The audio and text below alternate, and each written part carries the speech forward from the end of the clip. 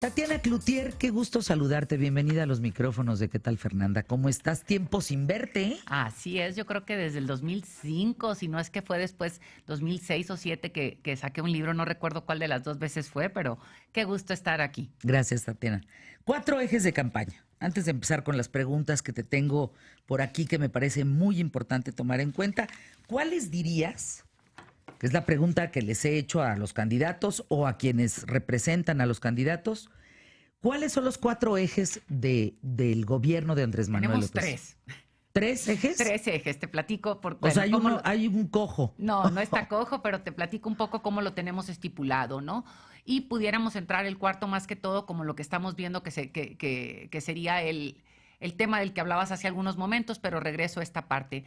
Nosotros tenemos como eje central, de alguna manera, el tema de la corrupción como atender la corrupción para a partir de ahí poder tener recursos y a partir de los recursos poder generar como el crecimiento o generar crecimiento a partir de inversión en infraestructura y de generar, atendiendo la corrupción y atendiendo el tema propio bueno, ¿cómo te lo pongo?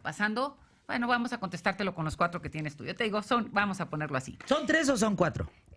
Todo depende cómo lo queramos ver, ¿no? Entonces te puedo decir, son como 4 vertientes que tenemos en este momento que decimos, es un tema atender el tema de la corrupción, otro el tema propio de la seguridad, para pasar de la guerra a la paz, que le decimos nosotros, pasar de la guerra a la paz. El otro que decimos es pasar de lograr un crecimiento en el país que avance más allá del 2% o 3% promedio que hemos tenido en los últimos años como nación. Y el otro que tiene que ver con la parte de sustentabilidad y que entra toda la parte del medio ambiente, la parte de el trabajo con la parte social, vamos a ponerlo así. ¿Cómo? Sí, ¿Cómo la corrupción, cómo la voy. seguridad, cómo el crecimiento del Así 3% y cómo la sustentabilidad? Okay. Parte de lo que hablamos en términos de la corrupción, en la corrupción manejamos mucho el tema de empezar a tener primero, y no te lo digo como en este orden de ideas, pero sí empezar a tener el publicar aquellas empresas que de alguna manera no han tenido o no han presentado resultados confiables o no han dado los resultados o ha habido corrupción con ellas a nivel federal, para que estén estipuladas y sean como las empresas que no son contratables o con las cuales no podrás contratar ya. ¿Por qué? Porque esas empresas le han hecho daño al país y no son empresas con las que puedes trabajar. Por otro lado, utilizar la tecnología, y cuando decimos la tecnología es poner en términos de todos los esquemas que hoy en día se tienen para poder en tiempo real hacerle el tema de las licitaciones. Otro, la actualización de instrumentos normativos para el control de los recursos humanos. Y esto se va desde los recursos humanos propiamente que trabajan en el gobierno federal, como también entraríamos a temas que aunque son empleados federales, también están en el Estado con el tema de los docentes, que yo creo que es un tema importantísimo. Cómo lograr tener una base de datos real, y cuando digo real, que ha sido una de las exigencias de algunos organismos de la sociedad civil, para tener cuántos docentes sí tenemos, cuáles son las plazas que sí tienen, cuánto es lo que sí se les tiene que pagar, no permitir pagos improcedentes o en excesos para la obra pública, transparencia en los recursos federales transferidos a los estados y municipios en el ramo 23, que ha sido uno de los lugares donde más fugas ha habido o donde menos rendición de cuentas ha habido con respecto a qué se hace con esos recursos. Parte de los gobernadores que están perseguidos hoy en día o parte de las quejas que hay en la Auditoría Superior de la Federación tiene que ver con este ramo, un ramo que no ha cerrado su círculo para poder tener un seguimiento propio de hacia dónde se han ido estos recursos. El enfoque de impacto en programas sobre procesos burocráticos, cómo reduces la burocracia a la hora de los procesos, y al reducir tú la burocracia en términos de procesos, reduces los tiempos, pero también reduces el llamado culto a decir, dame una mordidita para poder que tu proceso salga. ¿Quién te escribe, Tatiana? No me escriben, te estoy leyendo lo que tenemos aquí tenemos, antes de eliminar, o sea, entes para eliminar la corrupción. No es un escrito, ¿sí? Te estoy leyendo. Ese es en el ámbito, en el eje 1. El primer eje es corrupción. Cuando me dices corrupción y me dices los cómo, yo me sé como las generalidades. Bien. Y tenemos el apoyo de cada una de las secretarías en que me dan como los detalles finos para poderte dar los cómo. Porque dicen, Andrés no tiene cómo, y sí tenemos cómo, y es lo que te estoy leyendo. En seguridad es... Dos lados, dos temas en ¿Cuáles seguridad. serían los ejes? Tienes la parte policíaca y la parte de atender las raíces. Cuando digo la parte policíaca, es la parte de mejor pago a los policías, mejores prestaciones, coordinación con los 3 órganos de gobierno, en donde tienes la parte de inteligencia policíaca, y me voy a la parte de atender los problemas, como lo ha dicho Andrés Manuel, de raíz. Y cuando decimos de raíz es a través de la cultura, cómo utilizar la cultura como un medio para conectar y hacer o sacar adelante el lenguaje más bello de todos, que es la cultura, y poder conectarnos como seres humanos. Tenemos también el tema del deporte, activación en los 2,400 municipios que se tienen en el país a través de inversión público y privada, para que la gente hagamos, y sobre todo nuestros niños y nuestros jóvenes, podamos activarnos, hacer deporte, y cuando hagamos deporte y tengamos esta parte, alejar a los jóvenes del tema de las drogas. Y luego en el tema de lo que es educación, el programa que dice Andrés, becarios sí, sicarios no, el poder tener un incentivo, una beca para que los jóvenes estudien, para que tengan un lugar en la escuela, en lugar de que anden en la calle.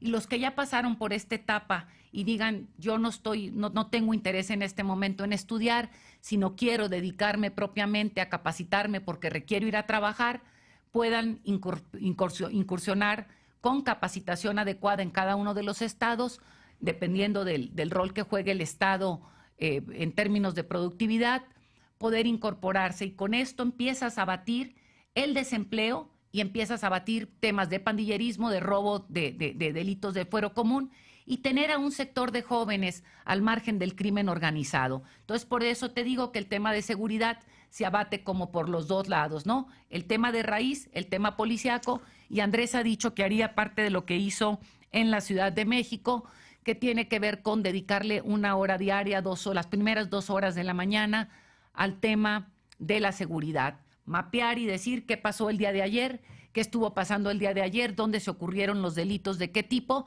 y poder atenderlos en coordinación. Crecimiento 3%. Más allá, el crecimiento más allá, ¿sí? Estamos hablando aquí... Más allá del 3%.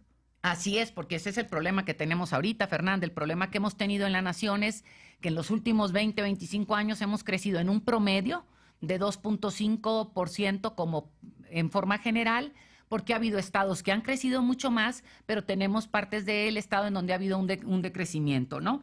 Y aquí lo que hablamos es de tener o de generar a través de la economía, invirtiendo a partir de los ahorros propios que tenemos por la no corrupción, poder invertir y hacer que a través de la infraestructura se genere inversión y se genere crecimiento, poner condiciones para que los productos que se exportan fuera del país, vaya la redundancia aquí, tengan mayor contenido mexicano. Y cuando decimos mayor contenido mexicano, estamos diciendo, hemos hecho una lista de más de 35 productos que pueden tener mayor contenido mexicano, y eso elevaría la productividad, pero también elevaría los ingresos y haría que nuestras pequeñas y medianas empresas puedan ayudar al crecimiento. Tatiana, busqué este dato ahorita, justamente, mientras te escuchaba.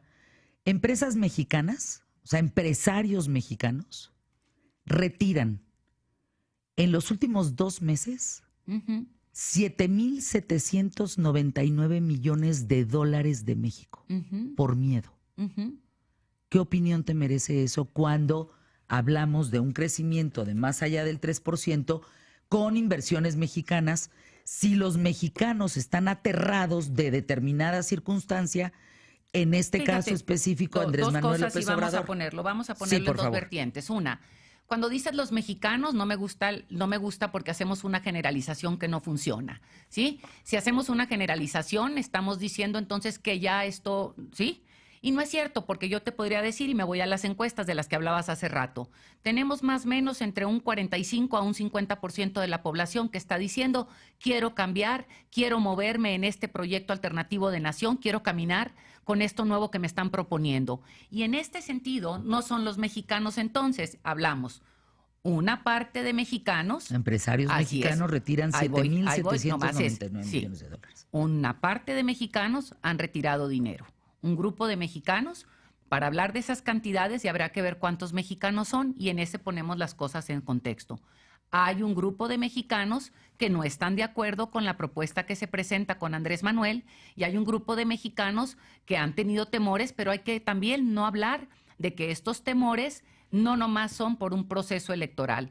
Todos los ciclos electorales, y si recordamos y nos vamos a hacer un comparativo que no lo tengo yo en este momento, cada vez que viene una elección hay fugas de capitales, hay incertidumbre y tenemos que ver también lo que está pasando con el vecino país del norte. Estados Unidos, ahorita, con esto de que tenemos del TLC y que tenemos un dólar fuerte, o sea, el dólar está fuerte y esto genera inclusive datos importantes en el movimiento propio del peso contra dólar. Y el hecho de que Trump diga no vamos a firmar el TLC o que no se firme el TLC crea cierta incertidumbre. Entonces, no todos los muertos caen de este lado y no le queramos achacar esto aquí. Y voy al tema nomás porque creo que es fundamental. Campañas de miedo. Y creo que esto es lo más importante porque regresaría a uno de los puntos estos. No nos damos cuenta como sociedad que creamos en el lenguaje. Y si estamos creando en el lenguaje el mundo que queremos vivir, y estamos nosotros o alguna gente con campañas de miedo, es como meternos un balazo en el pie. Yo no estaría generando campañas de miedo, yo estaría hablando de cosas veraces y no estaría hablando de supuestos. ¿Qué es real en este momento en este país? Lo que es real en este momento en este país es que cuando Enrique Peña Nieto entra al gobierno, el dólar estaba a 12 pesos y ahora está a 18. Eso es real, no es fantasía y no es si llega Andrés va a pasar X o Z. Lo que es real es que en este país, con el gobierno del PAN y con el gobierno del PRI, hemos tenido 205,000 muertos en este país. Ese es un hecho real, no es una suposición de si llega Andrés va a pasar esto. Entonces, ¿a dónde voy con esto? Requerimos como individuos, requerimos como mexicanos ser responsables de lo que decimos. Yo no juego a la hipótesis, yo me manejo con datos como los datos duros que me acabas de presentar tú y no juego a la hipótesis y me parece irresponsabilísimo utilizar el miedo. Y sería la parte esta, tenemos que ser responsables en empezar a no generar un temor, a no empezar a hablar de hipótesis y empezar a hablar de realidades. Y la realidad de los gobiernos que Andrés Manuel, cuando Andrés gobernó la Ciudad de México, Andrés lo hizo de la mano de la iniciativa privada, se generó inversión extranjera, se generó inversión o coinversión público-privada, se generó una situación en donde hubo mejores condiciones y la ciudad avanzó y la ciudad creció y la ciudad le fue mejor. ¿Andrés Manuel López Obrador no polariza con sus discursos, Tatiana Cloutier? En algunos momentos sí, en algunos momentos no, en algunos momentos llama a la unidad, en algunos momentos, o sea, depende de muchas cosas y en qué contexto lo estés viviendo. Te digo, yo he estado en muchísimos mítines con Andrés y te puedo decir que habla que es necesario que nos hablemos y empecemos a llamarnos entre los mexicanos. Dice, la bronca está con 5 o 6 arriba en cada uno de los estados, dice, porque son quienes al final de cuentas han trabajado de la mano de este simbiosis que hay entre poder público y poder privado y que ha creado una situación perversa en el país y que ha creado mucha corrupción. Tatiana Cloutier, ayer divulgaron los gastos de campaña. Son ustedes los que aparentemente menos han gastado. ¿Están declarando al INE todo lo que están gastando en redes sociales? Digo, sí, y en redes sociales no pautamos. Te lo pongo esto clarísimo. Nosotros no pautamos en redes sociales. Porque entonces, ¿sí? ¿Cómo explicas la enorme ventaja de volumen de mensajes y cuentas, muchas de ellas identificadas como bots, entre AMLO y los otros dos candidatos? Te platico aquí todo nomás. Este impulso cuesta mucho dinero, ¿no? Lo están declarando. Perdóname, y te digo, está aprobado y hay un estudio de una universidad, del Centro de Estudios Electorales, una universidad en Nuevo León, donde nos mandó un estudio propiamente esto de que si son bots o no, y la persona que lo saca en uno de los medios, y aquí a ver si puedo irme a encontrar la nota, no, porque sí, una de las notas al respecto, en donde viene, está probado, no son bots, y te digo, parte de las redes sociales que Andrés Manuel tiene, y que no son de Andrés, porque esto es importante manejarlo, es de gente que es simpatizante de Andrés, que trabaja como voluntarios y lo manejan, y tienes una red de explosión, si así le pudiéramos llamar, o de reproducción, con una manera interesantísima. Yo pertenezco a dos, una en Twitter y las dos en Twitter, en donde hay un montón de gente voluntaria que trabaja y hace que las redes mismas se vuelvan explosivas. Se generaron previo al segundo debate por parte de Andrés Manuel López Obrador 102 millones de tweets. Te puedo decir, Fernanda, y aquí me voy. Provenientes muchos de cuentas de las granjas de Zacatecas, una de ellas, aquí y la otra convertida de Cambridge Analytica en otra empresa. Te voy a decir aquí, yo te digo lo que yo tengo aquí y déjame nomás porque aquí está entrando una llamada. Tengo aquí conmigo, ahí voy, dos grupos en los que participamos muchísima gente propiamente de, aquí te digo, a ver si puedo. Tengo aquí una red. Se llama Chairas, es una red de más de 50 mujeres que estamos metidas en Twitter y se comparte información todos los días y son tuiteras. Tenemos otra red de jóvenes en el Twitter que son jóvenes que han simpatizado con el Movimiento de Regeneración Nacional por muchísimos años atrás. Tenemos propiamente con nosotros, y te digo aquí sí, están la red, por llamarlo de alguna manera, que es Morena Sí, y que es militantes y simpatizantes propios del movimiento. O sea, niegas las granjas utilizadas a través de cuentas que apoyan a Andrés Manuel López Obrador. Yo te estoy diciendo lo que tengo. Yo te digo lo que yo tengo y lo que me consta que existe. Lo que me consta que existe es una red de gente que es simpatizante, con la cual nosotros trabajamos, con la cual nosotros estamos vinculándonos día con día y estamos como compartiendo información. Cada uno, por ejemplo, Jalisco tiene toda otra red en Jalisco a través de uno de los líderes que tenemos allá y que maneja las redes sociales. Tenemos lo mismo en Sinaloa, tenemos lo mismo en Puebla, en cada uno de los lugares donde hay, gracias Reina, donde tenemos ¿cómo se dice?, las campañas gubernamentales, hay redes de apoyo. O sea, no hay nada que declarar al INE de que Morena esté gastando en redes sociales. Vuelvo a lo mismo, ¿sí? Nosotros tenemos, y esto sí está reportado y lo tenemos, es como un donativo en especie, que tenemos el grupo de Abre Más los Ojos, y se está reportado como tal, que es un grupo de chavos que trabajan en el contenido de redes sociales, que es distinto, ¿sí? Nosotros no pautamos. O hasta el momento, o hasta hace una semana no habíamos pautado. Ni tampoco hay que declarar contratación de granjas o de bots al INE por parte de Morena. Vuelvo a lo mismo, yo te digo, es lo que me estás diciendo, yo no tengo información de eso, no es como nos manejamos, y los análisis que se tienen por instituciones serias muestran que Andrés no tiene bots. Vamos a una pausa, Tatiana Cloutier. La gente te pregunta, Suprema Corte, división de poderes, fiscal autónomo, reforma educativa. Te lo paso en el corte comercial. Por acá te preguntan, ¿tú en qué posición quedarías en caso de ganar Andrés Manuel? Y la posición de los hijos de Andrés Manuel en la administración López Obradorista en caso de ganar. A ver, tengo reforma educativa, división de poderes, hijos, ¿qué más? Suprema Corte. Es división de poderes, ¿no? Sí, Suprema Corte, división de poderes, fiscal autónomo, reforma educativa. ¿Dónde quedarías tú? Hijos de Andrés Manuel López Obrador, ¿dónde quedarían? Y por acá, bueno, yo tengo otras tantas, ¿no? Ok. Volvemos. Muchas preguntas, Tatiana Cloutier. ¿Quién pagó por toda la logística y las innumerables movilizaciones de gente para los centenares de mítines y eventos de Andrés Manuel López Obrador en estos años? Sabemos que cada persona que asiste pues debe de costar a Morena, ¿no? Transporte, logística, templete, sonido, seguridad. ¿Hay registro de todos esos datos? ¿El INE tiene?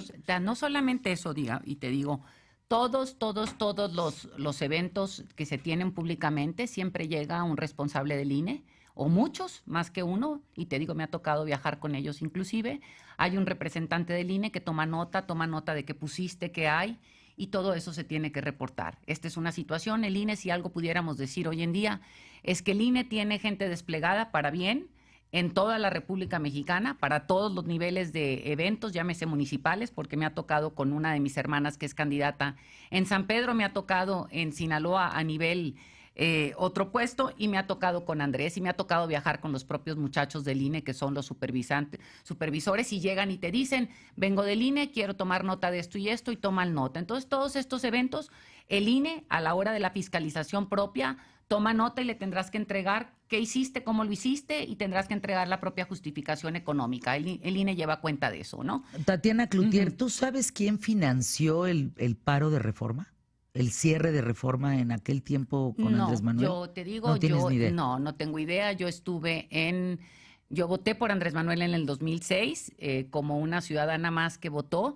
En 2012 apoyé la campaña abiertamente y ahorita, bueno, pues tengo la responsabilidad que tengo, ¿no? Me encantaría que me dieras tiempo de responderte algunas de las preguntas que me hiciste, no sé si fueron al aire o no, pero voy por ellas, ¿no? Me hablabas de la división de poderes. La división de poderes yo creo que es uno de los temas más importantes que tiene que tener entender cualquier mexicano que normalmente cree todas estas tonterías que nos dicen que van a pasar en este país. En México tenemos una división de poderes real.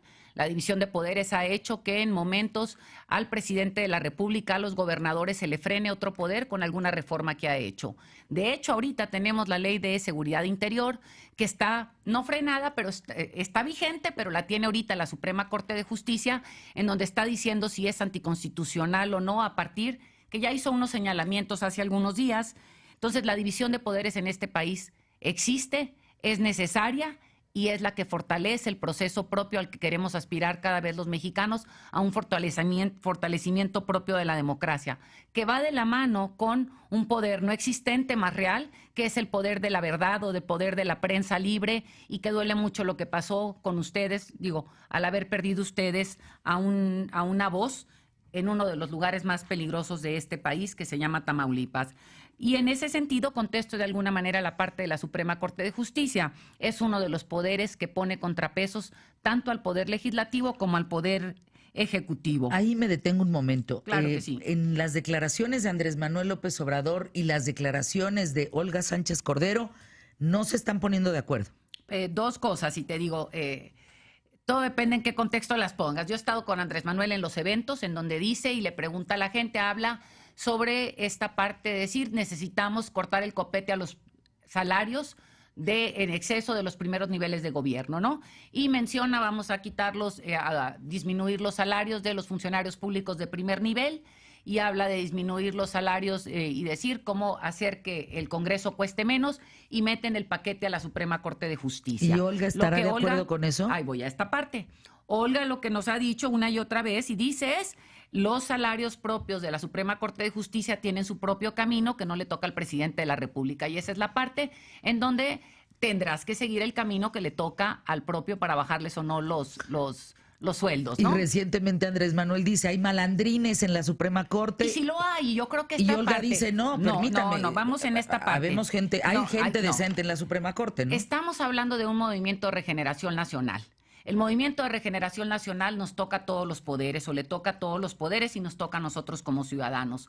Para poder caminar a esto, y aquí entro a la parte de la Suprema Corte de Justicia, el Poder Judicial ha sido un poder que se ha tocado, no vamos a ponerle se ha tocado poco, que es el más poco transparente del resto de los poderes, no la palabra, el que menos se ha observado de cerca, y donde tenemos cosas que tienen que mejorarse en esta regeneración de la que estamos hablando.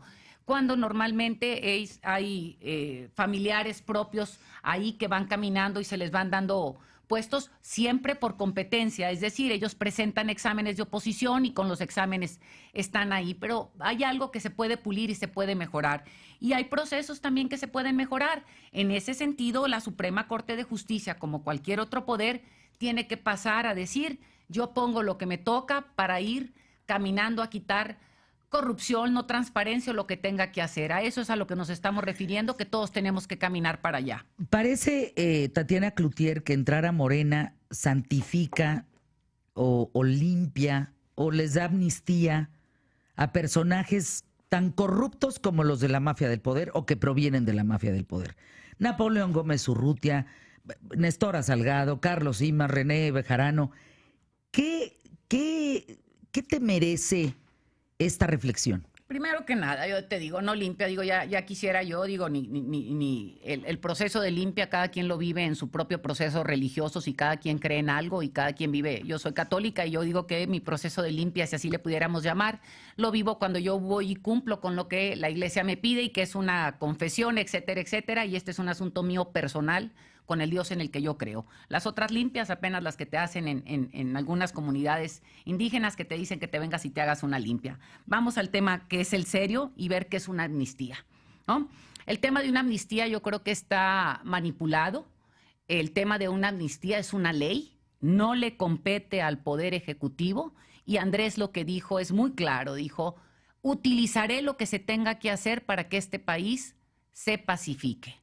Hasta la amnistía. Sí y solo sí, los familiares de las víctimas están... Ay, déjame terminar porque es importante, Fernanda. Si los familiares de las víctimas están de acuerdo. No están de acuerdo los familiares de las víctimas, no hay tema de discusión. Si están de acuerdo, vamos a ver si este tema es un tema que vale la pena entrar a considerar o no, y vamos a ver qué es una amnistía. Una amnistía es una ley. Y vamos al punto más importante. El 94% de... los delincuentes están en la calle ahorita. ¿Por qué? Porque no hay procesos propios que se hayan realizado. Es decir, los ladrones, los rateros, los mafiosos, los como le queramos llamar, están en la calle hoy en día. Y si están en la calle, no me vengas y me digas que estamos diciendo que ¿dónde están? Entonces no juguemos a este papelito del juego de la manipulación de la amnistía, y me permito recordarle a la gente dos cosas importantes. ¿Quiénes son los personajes que están sueltos en este país o se les escaparon? El Chapo Guzmán se le escapó a Vicente Fox y el Chapo Guzmán se le escapó a Enrique Peña Nieto. El presidente Enrique Peña Nieto es el que libera a Caro Quintero. Estamos hablando de delincuentes. Y nos vamos a otro caso, y voy al caso de René Bejarano. René Bejarano pagó una pena y estuvo en la cárcel. Entonces, vamos también a no ponerle más cosas a las que son en lo que no es. Y vamos a pensar, aquí nadie tiene mano santa, aquí nadie purifica a nadie, aquí lo que queremos en este país es que el poder de la ley se cumpla, que el Estado de Derecho se cumpla, que la impunidad se cumpla y que nos dejemos de hacer tontos ahorita, que no tenemos ni siquiera responsable en la PGR, sino tenemos un encargado de despacho. De eso es de lo que estamos hablando en este país. Es que hay muchos nombres. Greg Sánchez, Rocío Nale. Perdóname, a Rocío Nale, no, digo yo no. Manuel Barlet, 30 años en el PRI. Es decir, ¿qué reflexión, vuelvo a la pregunta, qué reflexión te merece yo te digo, que determinados personajes que han formado parte de la llamada por Andrés Manuel, la mafia del poder, hoy sean parte de Morena? Te digo, para lograr un avance en un país, para lograr una gran transformación en este país ahorita y lograr que caminemos a lo que queremos caminar, normalmente se dan en las grandes transformaciones del mundo. Has tenido grupos que van desde la A hasta la Z. Y aquí es cómo vamos a lograr caminar hacia esto, y aquí el voto de todo el mundo vale igual. Vamos a ponerlo en esta manera. Aquí es, ¿quién es el grupo con quien Andrés ha dicho que gobernará? Y yo creo que hay una diferencia entre quién quiere votar. Cuando la gente se forma en la fila, tú no vas y le dices ¿cuál es tu pasado? ¿Cómo esto? La gente va y vota y emite su voto y punto. ¿Quiénes sí están en el plan, en el equipo que Andrés Manuel ha nombrado como gabinete para gobernar? Aquí tienes a una Olga Sánchez Cordero, aquí tienes, ahí sí está Rocío Nale, que yo no le veo esta parte de lo que están comentando que Rocío trae muertos con ella. Tienes a un Jorge Alcocer, tienes a un Esteban Moctezuma, tienes a Alejandra Frausto, tenemos a Alfonso Durazo. Voy aquí a más, tengo a Graciela Márquez. Alfonso Romo. Alfonso no estaría en el gabinete propiamente, ¿no? Sí, Alfonso no estaría en el gabinete. Tenemos a Víctor Villalobos, tenemos a María Luisa Albores, y de ellos yo no veo ninguno que tenga un pasado tachado de esta manera en que lo están queriendo poner. Es bien importante recalcar aquí parte de lo que no tiene ninguno de los otros grupos. o ninguno de los otros candidatos nosotros tenemos proyecto, aquí viene el proyecto, normalmente este es un compendio del mismo, pero es uno de 400 páginas, y tenemos equipo y tenemos liderazgo, que es con quien estamos trabajando. No es un hombre solo que viene a cambiar este país, es un equipo, es un proyecto, es un programa que ha sido trabajado a lo largo y a lo ancho del país por especialistas, por académicos, por gente de la sociedad civil, por gente propia del partido del que emana Andrés Manuel. A lo largo de la intercampaña, este proyecto se puso a discusión en las 30 ciudades del país que se visitaron. La gente lo ha ido enriqueciendo, el proyecto se va trabajando. El equipo que Andrés nombró, como el propio gabinete, se ha juntado con Andrés, lo trabajan, traen puntos finos, están listos para llegar y aplicarlo una vez que se dé un proceso electoral y si el voto nos favorece. No estamos improvisando, hay proyecto, hay equipo y estamos listos para implementarlo.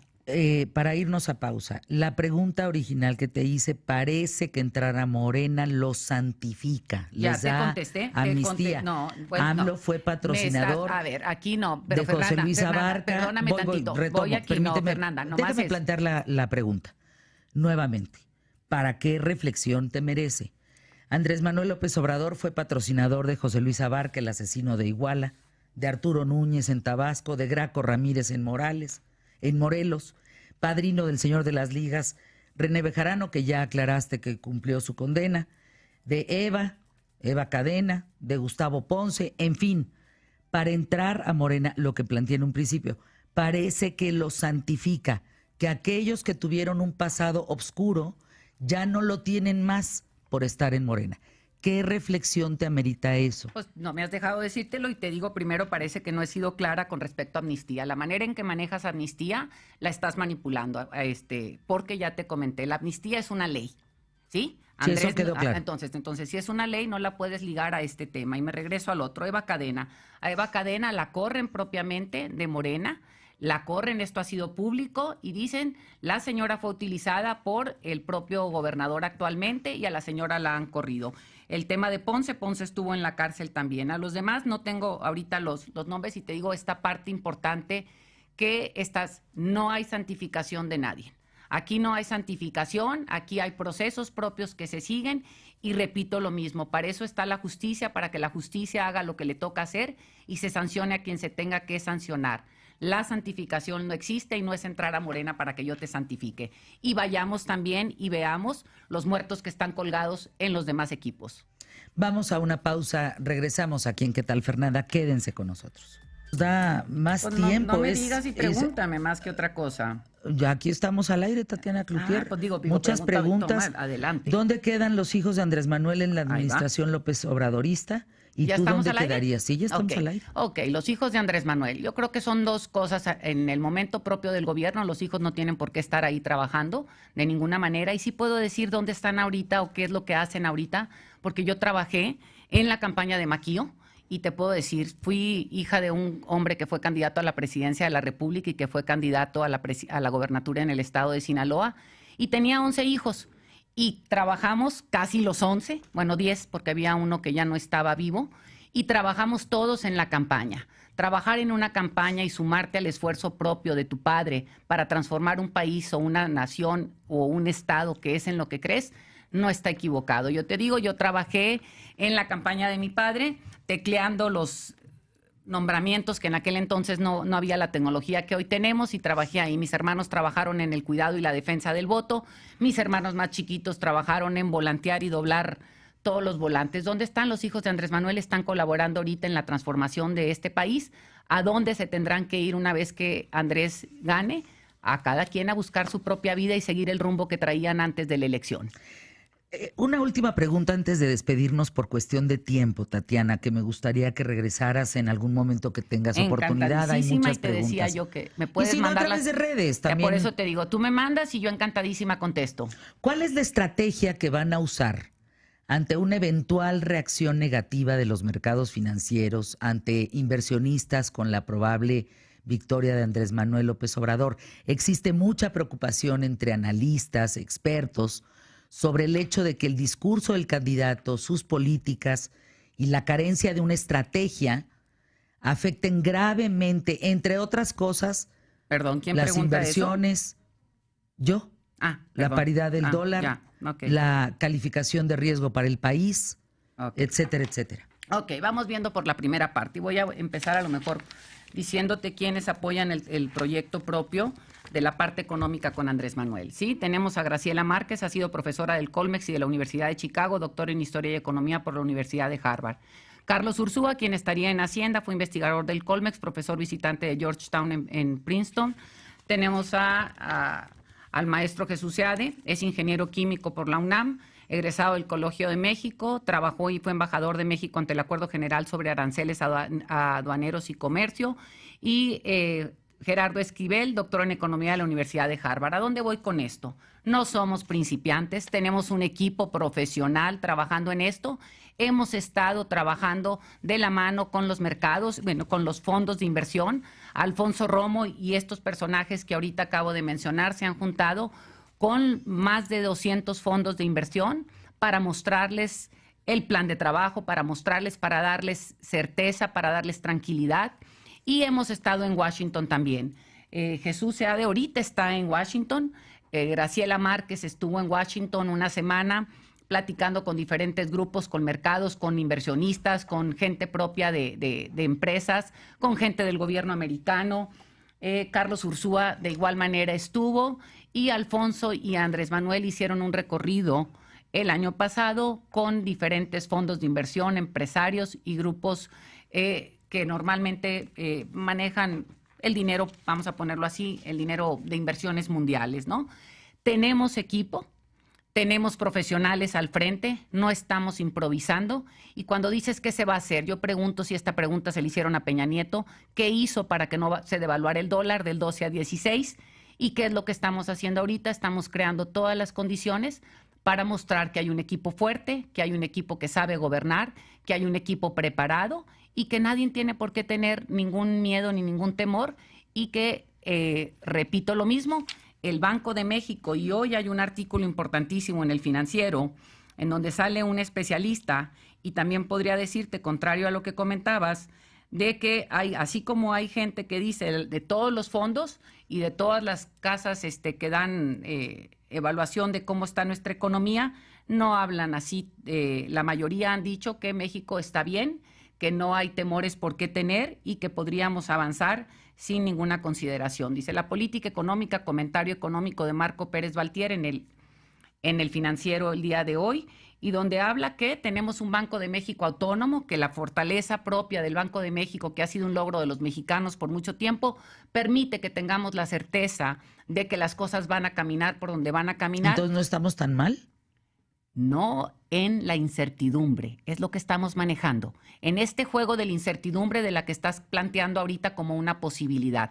Y repito, el tema de lo que estamos hablando es que este país tiene división de poderes, que este país tiene un Banco de México autónomo, lo cual permite que se tomen decisiones a partir de lo que el Banco de México le toca. Cuando me dices, ¿estamos tan mal o no? Yo te pregunto, y aquí vamos, ¿ha habido una manera de estar manejando la política económica en donde hemos tenido una manera en donde nos ha generado muy poca gente con dinero, mucha gente con menos dinero en la bolsa o con menos poder adquisitivo, con una inflación controlada, sí, pero con un poder adquisitivo menor? Y con un poder adquisitivo en donde, repito, y me regreso a uno de los puntos centrales de los 4 que me preguntabas al principio, de buscar el crecimiento económico del país, más allá del 2.5% que se ha manejado, decías. 3% que se ha manejado en los últimos 20 años como promedio, y que el país requiere crecer más para poder quitar este abismo que existe entre los que más tienen y los que menos tienen,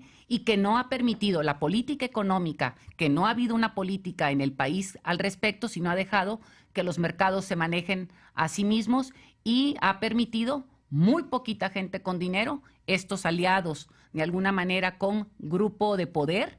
Y si lo analizamos y nos vamos a cada uno de los estados de la República, ¿quiénes son los 10 últimos gentes que ha hecho dinero? Normalmente han sido políticos. Desde tu perspectiva, Tatiana Cloutier, ¿cuál es el talón de Aquiles de Andrés Manuel López Obrador? Uno de los talones de Aquiles de Andrés Manuel es una de sus propias fortalezas. Como dicen, de lo que me critican, me felicitan, ¿no? Y pudiera ser su tesonería o terquedad, dependiendo cómo la quisiéramos ver. Gracias por estar aquí. Al contrario, encantadísima. ¿Con qué te quedas de esta plática? ¿Con qué te vas? Me quedo con que hay mucha desinformación y hay mucha manipulación de la información. Con eso me quedo. Gracias, Tatiana, Al por estar contrario, aquí. un gustazo. Pausa, volvemos aquí en ¿Qué tal, Fernanda?